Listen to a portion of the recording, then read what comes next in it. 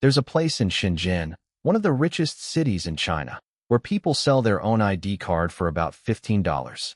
Not to criminals, not for drugs, just to get through one more day. Thousands of young men have been living like this on purpose. This is the story of Sanhe. Sanhe is a talent market in Shenzhen's Longhua district. Every morning, factories send recruiters here looking for day laborers, people willing to work one shift, get paid in cash that same evening, and walk away. The young men who gather here call themselves Sanhe gods. It's a nickname with a bit of dark humor in it. Work one day, they say, and you can play for 3.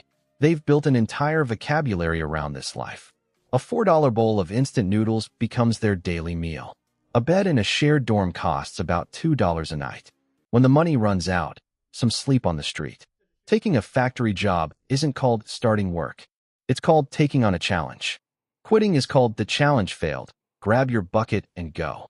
Most of the people at Sanhe didn't start out this way. Many are the children of migrant workers, the first generation that left rural villages for city factory jobs decades ago. A lot of them grew up as left-behind children, raised by grandparents while their parents worked hundreds of miles away. By the time they're old enough to work themselves, the factory floor is often the only path available. Long hours, repetitive labor, strict dormitory rules, the jobs they call black factories. Some try it for a while. Some just can't do it. And somewhere in that exhaustion, a different logic starts to make sense. If you can never really get ahead, why not just get by? In 2018, Japan's NHK aired a documentary about this community. It followed several young men living this exact life. No savings, no plan, no way back that they could see. The film spread quickly outside China, in part because it showed something most outside audiences didn't expect to find in one of the country's wealthiest cities. Inside China, the reaction was more complicated. Some commentators compared the Sanhe gods to another group entirely.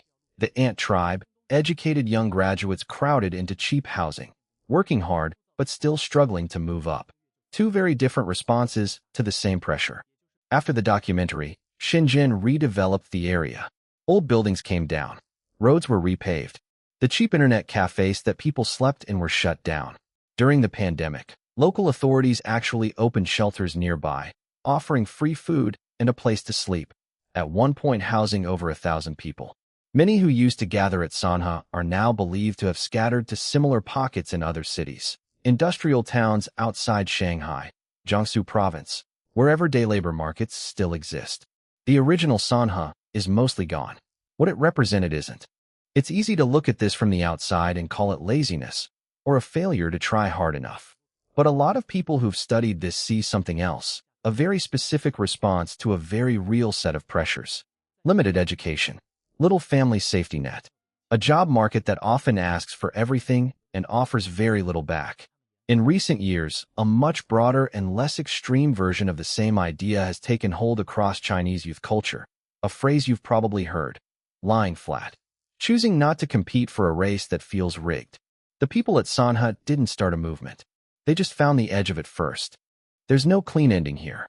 Somewhere in Shenzhen right now, someone's probably making that same choice. Take today, skip the plan. We don't think that makes them lazy. We think it makes them tired. If any part of this stayed with you, tell us in the comments. We actually read them.